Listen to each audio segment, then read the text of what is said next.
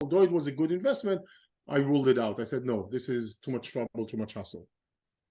So that was, we had to really bring everything together to make sure things are done correctly moving forward. And it's always an improvement, it never stops. But that crash, refined all those things very tremendously. So it was my scar and my I got scarred and hit, but also was a significant growth moment.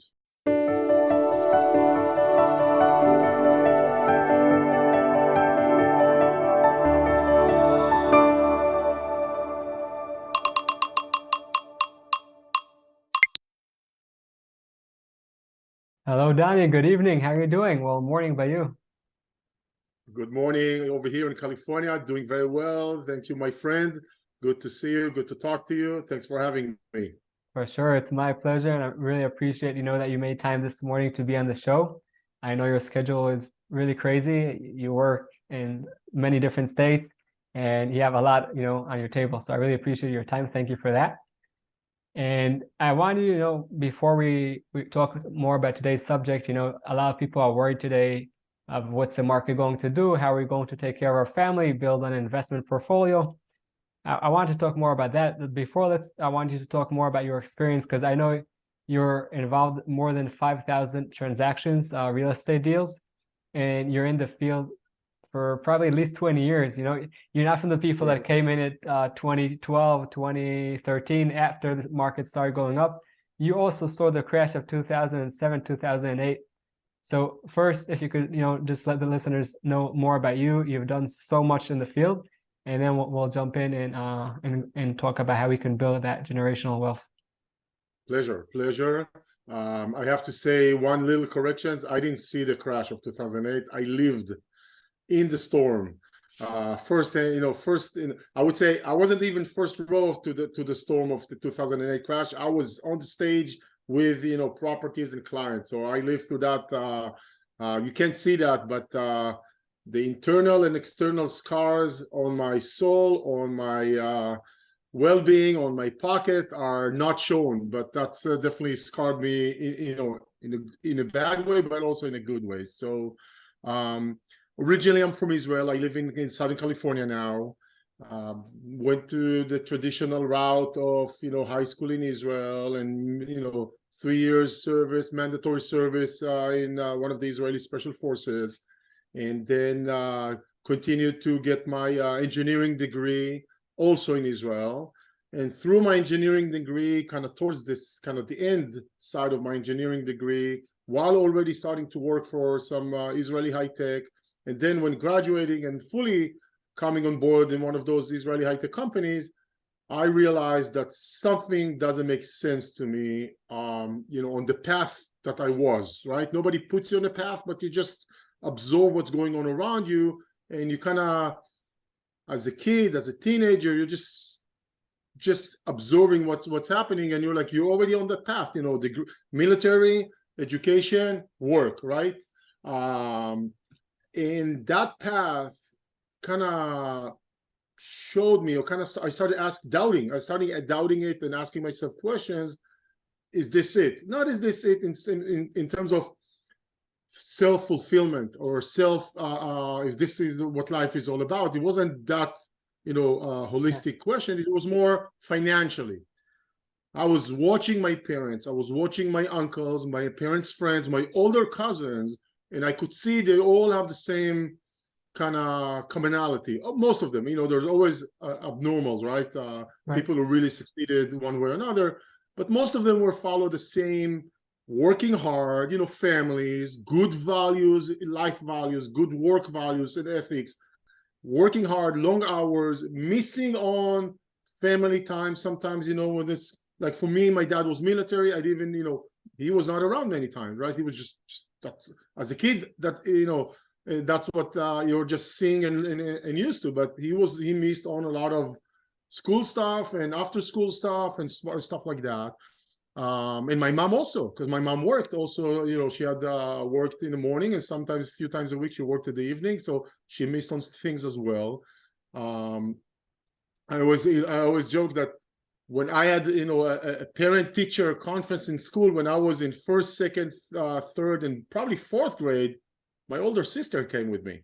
She came and she said, my older sister, let's just put it in perspective, she's only 4 years older than me. She's not like, Oh.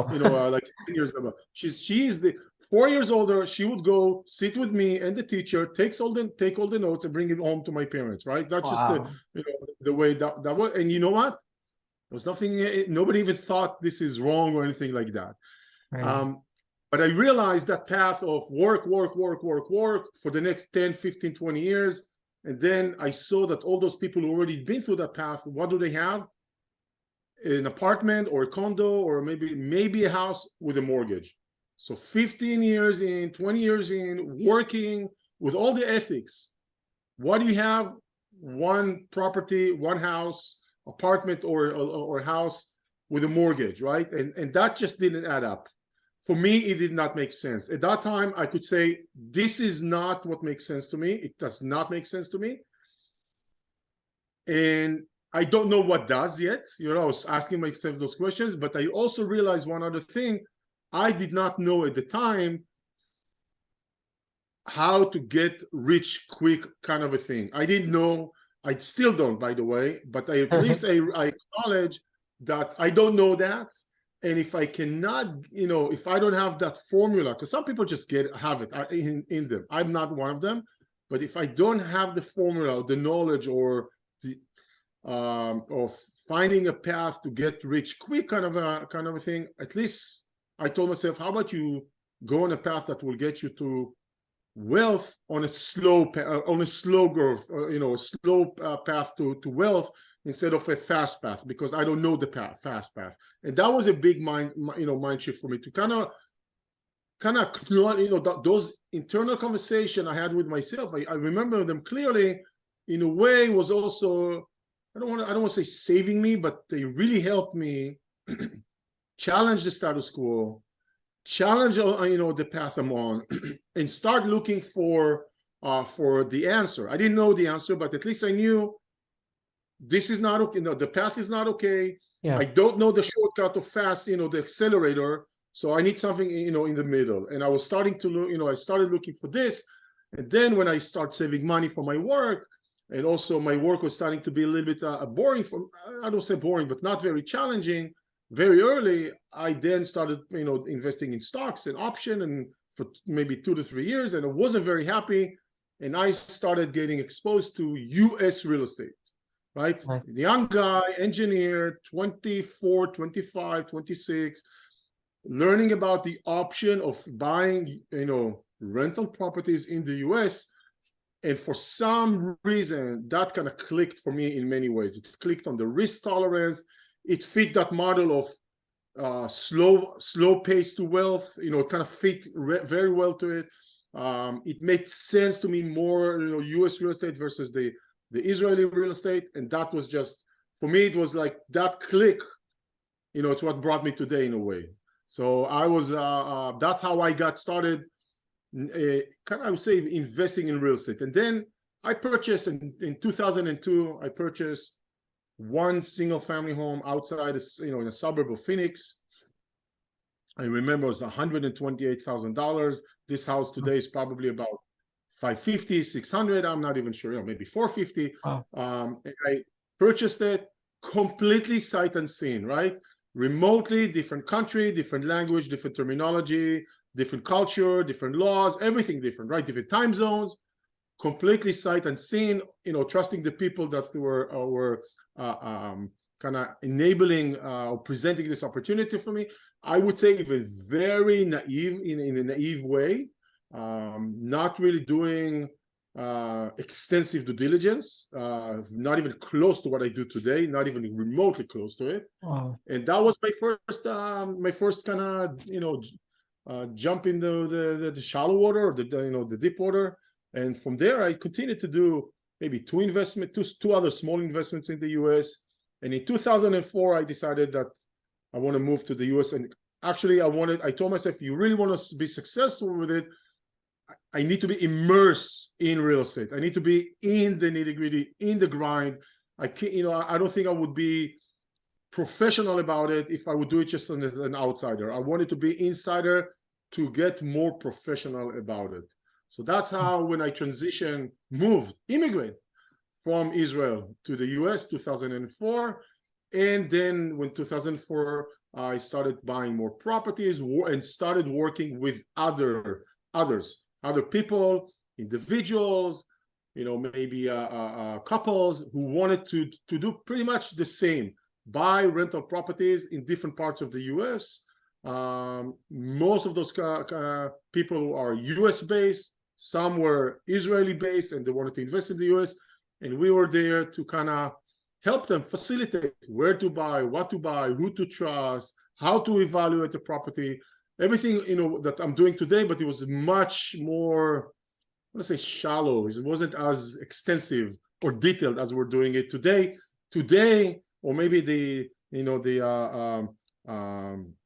turning point, the major turning point, was during or after the crash of 2008. You want me to continue to?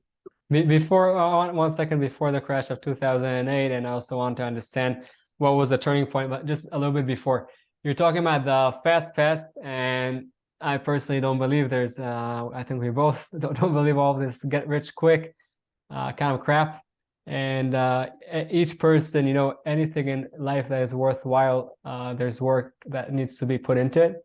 If someone got it, a few $1 million inheritance, whatever, that's a different story. And many times, if you don't know how to deal with money, that's getting lucky. Getting lucky. And by the way, Dani, if you don't have to deal with money, many times you also lose it pretty fast. But what I really connected that you said over here, that building that slow, and I'll say slow and safe. There are always challenges along the way for sure, but safer way to build wealth. And before we talk about that turning point that you said, you're after thousands of deals, involved in so many deals, and many times people told themselves, well, this might not be for me for many different reasons. Do you think that real estate fits only a certain type of person or family, because you work with many individuals and families and you help them create financial wealth?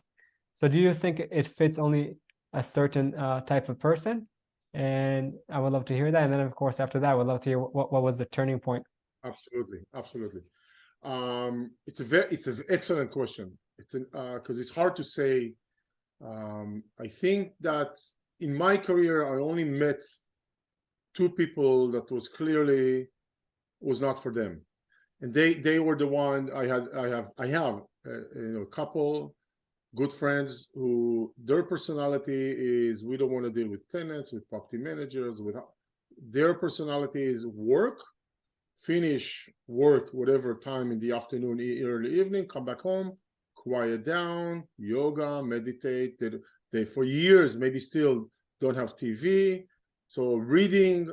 They just, personality wise, did not want to invite more noise into their life, right? So that's clear. And they actually met with me, although I knew them. And when they asked to meet, I was surprised. And after the meeting, they came back and said, you know what, not for us, right? So personality-wise, this is a type that's clearly not for them. I had one other investor. It's actually a kind of interesting story, who thought it is a good fit for him. He wanted to. He purchased a house with me. And the guy, from when he closed, he pretty much took the property. This person lives in the Bay Area, in the San Francisco Bay Area. He closed on a property in Metro Dallas, in a good part of Metro Dallas, a city I think called Mystique, not far from Dallas. And he purchased that house. And the day he closed, he called the property manager. He says, remember that inspection report that we had? I want everything on the report to be fixed. Every single item, right? Wow. Many times as investors, we know it's not really necessary, right? But right. He wants, fine, right? No, that's his house. He'll do whatever he wants. And then a tenant moved in, and the tenant had 2 dogs. And then he learned that one of those dogs is a breed that it's a little bit, has let's just say, a bad reputation. No reason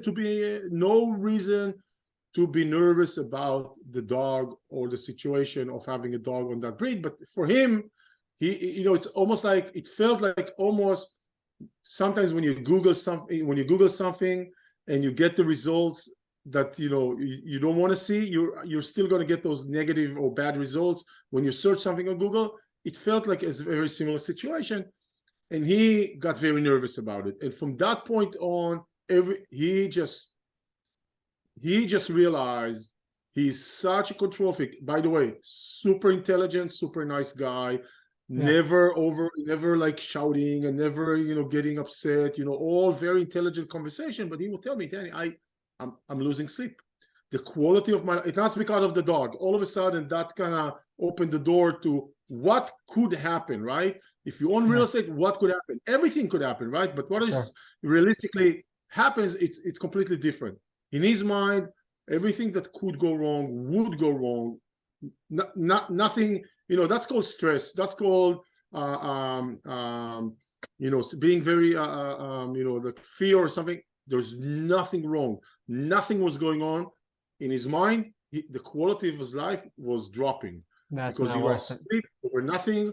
He got stressed out over nothing. He would call me, say, tell me I'm crazy. Tell me what am I missing, right? And at some point I told him, I think he purchased in September of 2019. And then I told him, listen, now we're down to maybe November, December, another weekly conversation with me, the therapist, the house therapist in this case, or the owner therapy in this case. And I tell him, listen, this is not worth you losing your sanity, right? How about we take the holidays, you stew in it, and you come back, January after everything, and you tell me, Danny, I want out. I'll help you get out. And you know what? Expect a loss because there's a lot of buying expenses and selling expenses. Expect that, but I'll do whatever I can to help you minimize that loss, which I did. I think he lost, truly $2,000-3,000. He was willing to lose even more, right? Just he was so stressed out that I don't care. I want out. So here is an example of someone who clearly that was not his personality, a good fit for him, right? Yeah, but that's only two, and you met with thousands of people. So I'm saying, if two people, by the way, it's beautiful that you came and you told them that listen, it's not worth your stress, and it doesn't really fit you. But all the other thousands of people that you met with, like, it sounds that they aren't fit. Like, remember, I'm meeting with a bias. People that are coming to meet with me, people who don't want to invest, don't even call me up. So I don't get to meet those people. It's only people that are, I'll give you another example that just took time to warm up to it. So I had this Israeli couple moved from Israel maybe 5 years ago or so.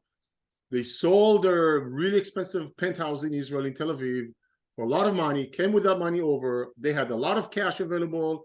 They started selling in the Silicon Valley. They call me up. They say, we want to buy. Cash, financing, it's not, And then we talk. And one of the things I do from the first conversation I have with anyone who calls, I try to calibrate expectations realistically. Here's what's going to happen, right? And and sometimes I even try to make it a little bit more like conservative in the terms of realistic, or being a little bit more direct with this, right? So I'm not, if there's a terminology called, people tend to sugarcoat things, I would say I'm salty coating it, right? I'm not trying to make it horrible and present horrible situation, but I'm not sugarcoating. On the contrary, I'm just, this is it. Maybe even expect that, maybe even, with a grain of salt. And they realize that it will, a lot of people think that buying a rental property and using a property manager is a passive investment. It's not a passive investment. It's a relatively passive investment. Could be. It's never 100% passive investment. And I tell them there's always noise in the system, right? Sometimes the noise is very minimal, but it's here. You have to make a decision. You have to send more money for a repair. Tenant moves in, tenant moves out, misunderstanding. I tell them exactly how the reality is. And they're like, oh, this is not good for us. It's too much hustle for us. Too much hustle, we are not a good fit. They will go away. They call me a year later. Again, Same conversation. No, this is not a good fit for us. We are too busy. We don't want to deal with tenants, right? And anything. We want zero. I said, zero, not here, right? Somewhere else, not here. Right. All right. A year later or so, they call us, okay, we get it. We understand. We are willing to take, well, obviously we want minimum noise in the system, but we understand it's never going to be. Let's do it. And they bought 2 or 3 properties since, and I've never heard a complaint from them, right? And I know things were not always smooth, but they just accepted. Yeah, but you're honest with them when you put things on the table. So rather than coming to, I won't say names, but different brands that say that, you know, it's passive, everything's fine, everything works, and then you get that smack in the face, that punch in the face, and like, what? I was expecting something else. And I love your honesty that you put everything on the table. You told people this is what is going to happen. Maybe even, you know, like you said, put some salt over there. That way, you know, you set the expectations, which is amazing. So I really appreciate that honesty, you know, that you have with your investors. I want to go back to the turning point before, you know, you actually explain to people how could they create that generational wealth. And from what you said until now, it sounds like 99.99% of the people could fit them. And, you know, let's even go for 95%. I'm also go with that. But it could fit them. I want to understand, what was that turning point? You said about 2008-9 or a little bit after. And then if you could walk us through, how can people create that generational wealth? So the crash of 2008, I think most people, I wouldn't want to say old people, but I know at least one who was not that affected. But most people who've been with investment properties on a larger scale or smaller scale, when the crash of 2008 came, it came kind of fast, and it caught a lot of people off guard, and it actually, you know, surfaced all the problems, right? So for example, one of the things we were basing on before the crash of 2008 is, let's leverage as much as we can, 5%, no money down, 5% down, 10% down, things that I haven't seen since, right? Today, the lowest we can do is 20% down. We were doing 10% every day, right? That was not even, you know, sometimes we were pushing it for 5%. I know of people who actually leverage 105%, 105%. It's even lending the closing costs, right? So that's crazy, you know, when you think about it today. But back then it was like, why would they care? Like, who cares? The cash flow is horrible. The properties are appreciating $20,000 a year. My negative cash flow is $5,000 a year. Easy, right? Well, then it stopped, right? And when it stopped, it kind of brought the values down, and it made it very, very difficult to hold those properties unless you had other income in your life, right? A significant income in your life. It depends also how many properties you had. So the crash really, for me, was kind of, you know, the earthquake of my foundation, right? I started investing, I would say, more professionally or more full-time 2004, and this is 2008. So we're talking about, you know, 4 years at most of activity, maybe not even 4, maybe 3 and some, you know, a little bit, already doing some volume personally and with others. And that, you know, this little earthquake of 2008 revealed the flaws in the system. And when things started to, I want to say, started to settle, or started to turning around, or started to calm down in terms of relaxing, and that's, we're already into 2009, I realized I really have to, I mean, I took a very long and hard look at our systems, our processes, everything. So for me, I stripped down my business and say I have to rebuild my business from zero, as if everything I knew before is the foundation to rebuild, right? And so that means the how to select the market, how to select the house, how to select the team, how to make a decision about investment property, how to analyze investment property. So all those things, I kind of tackled them one by one by one. I said, no more, it looks good, right? Or the numbers seems okay. Moving forward, detailed process. So everything became like a recipe, right? A dynamic recipe, right? Of improvement, but a recipe.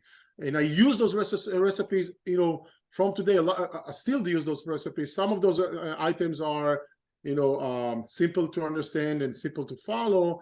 sometimes the recipe creates the culture or the environment where the decisions are being, made. For example, even as of today, part of that recipe is a property that we were considering last week outside of Nashville, Tennessee, was sitting on the edge, meaning the lot of the house was already in a flood zone. The house was not in a flood zone. Everything else seems to be okay. And then my team comes to me and say, what do you want to do with this house? Is this something you wanna proceed with investing or not? And mainly because of the flood insurance flood situation, although it was a good investment, I ruled it out. I said, no, this is too much trouble, too much hassle. So that was we had to really bring everything together to make sure things are done correctly moving forward. And it's always an improvement, it never stops. But that crash, refined all those things very tremendously. So it was my scar and my I got scarred and hit, but also was a significant growth moment. Hi, I hope this video is serving you. I just want to share with you that my belief in life is that you are here to serve a purpose greater than yourself. But in order to do that the best way, you must start with investing in yourself. Enjoy the rest of the video. Yeah, it sounds like that was a stepping stone. There's a saying that when you've reached rock bottom, realize that you have reached foundation, but that's only if you reflect. And that's what you did, with a reflection and learning how to implement for next time and make things better. And you said it never stops, but that was like the main one. And it's amazing. I know people that work with you and are really happy with the work. And I want now to understand, if someone now wants to create that generational wealth, it sounds from you that it's not that only wealthy people come to you, it's many different types of people from all different areas of, I'll say of the finance world or in general society. Some people with more money, with less money. How do people create that generational wealth? Can everyone do it? Of course, you need money, but is that something that people can actually do, even if they're not rich? And second, how do they do it? So absolutely, you can start. You need funds to get started, right? It will be very difficult to start building wealth. We're starting at nothing. That's the sad truth, but it doesn't make it untrue. What I've seen over 20 years, and I think this is where you mean generational wealth or maybe a long-term wealth building, is, first of all, a lot of us, I'm already at that point that I've already started putting foundation for my son.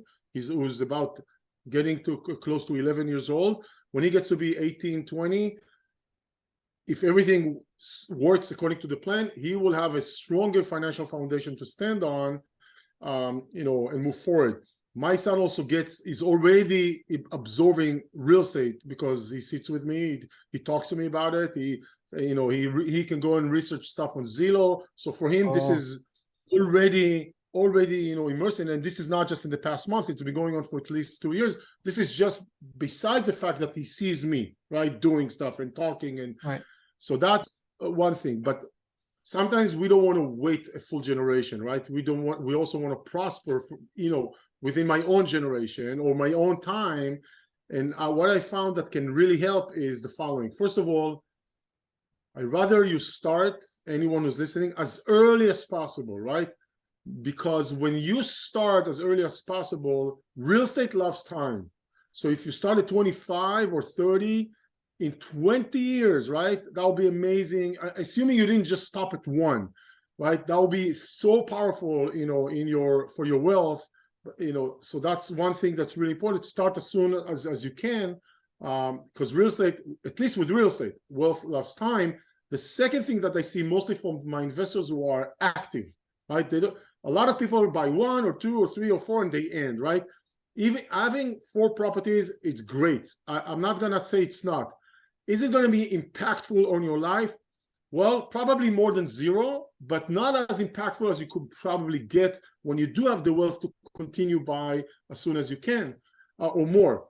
What's interesting to see is that a lot of my clients who bought multiple properties over time, after 5 years, the chess game is on. And when I mean the chess game is on, you start seeing shifting optimization, changing. Let's sell this property and buy 2 more here. Let's reevaluate this one and do this. So all of a sudden they are you start, it's actually an equity chess game, right? But you started seeing things moving around in the equities position of those properties, and then you start shifting things around. And sometimes when you have multiple properties, all of a sudden the properties are starting to buy more properties for you. So for example, selling one that have accumulated equity and turning it into 2 other properties. So one turns into 2, which is already benefiting you. Those things take time, right? So that's something very powerful, but it needs time, right? It's not going to happen very quickly. The other thing that I noticed, which blows my mind when I realize it, when you do something for so many years, you see patterns that emerge. Right. I've seen those, because some things have different cycles, right? So I've seen something very interesting where almost always in the 2 years mark, when someone purchased a rental property, 2 years later, almost around that time, people come to me and say, they don't say it because they don't even know it, but I can tell from the conversation. All of a sudden, after 2 years, they've seen that the stories are not that bad. It's not all challenging and tenants moving and eviction, not at all, right? And yeah, of course, there's friction with that we talked about and noise in the system, but it's not all bad. That's one. So the realization is, okay, it's not that fearful. Second thing, they come to the realization that in the past 2 years, they've accumulated some passive wealth. How? A little bit of cash flow over 2 years. It's kind of all of a sudden you see that it's a real number. It's not like $200. All of a sudden is $5,000, right? Not a lot, but still interesting, especially that they were not able to accumulate it before. And the second thing is the accumulation of some equity, even if not a lot. So all of a sudden they're asking themselves, what have I done for the past 2 years with this property that required a lot of my time and attention? Very little.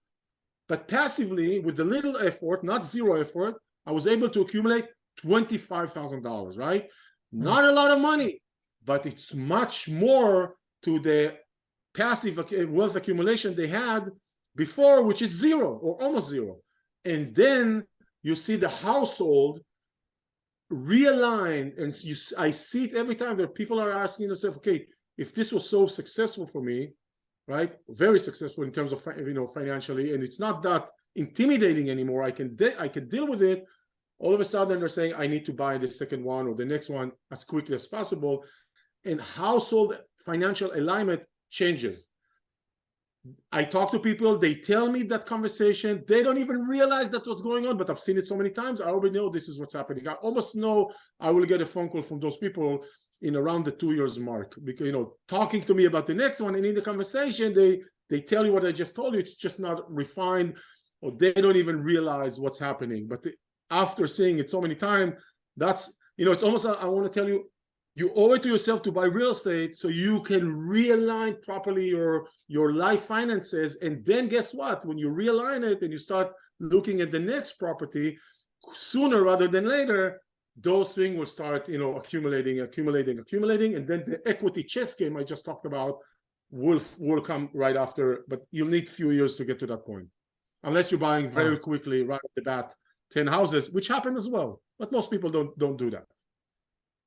Wow, I love your story, because they bring it to real. They put it into a story that is not like something a dream. It's something that everyone can achieve. And like you said, there are phases, and each phase people go through different things. And we could talk now for a few more hours about real estate. And well, you have the experience, I have just a little bit, but I want to know if someone wants now to start creating that generational wealth. And like you said, the second you get to a few more houses, all of a sudden the house by itself already buys another house. And Dani, it's not only that people now, maybe before they made 0 and now they made 25, many times people before, they didn't have the mindset of saving and investing, and they were even in debt. So now 100%. now they're investing. And even if you're you're watching us and you're a savvy investor, still that compounding of more investment and more, it opens more options in terms of the equity of the house, and also in terms of meeting people that create for new opportunities. I want to know, Dani, I know your time is precious. Where can people find you? Can I put links below if people want to contact you, want to get advice, maybe want to purchase a house through you? Simply do it. Yep. Just use simplydoit.net. Simply Do It. It's my web entity. You can use the links and you'll find me. No problem Amazing. whatsoever. Easy. Amazing. Perfect. Well, I'll also put the links below. Dani, I really appreciate your time today. I know you helped many people create wealth. And again, thank you very much for your time. Appreciate it. Thanks for having me. Pleasure, my friend. Always. We will be in touch. Thank you. Bye-bye. I hope you enjoyed the video and you got some tools to overcome your challenges and light your path. For us to help other people, please press that thumbs up and subscribe to the channel. And don't forget that the most amazing things in life are the one you take for granted.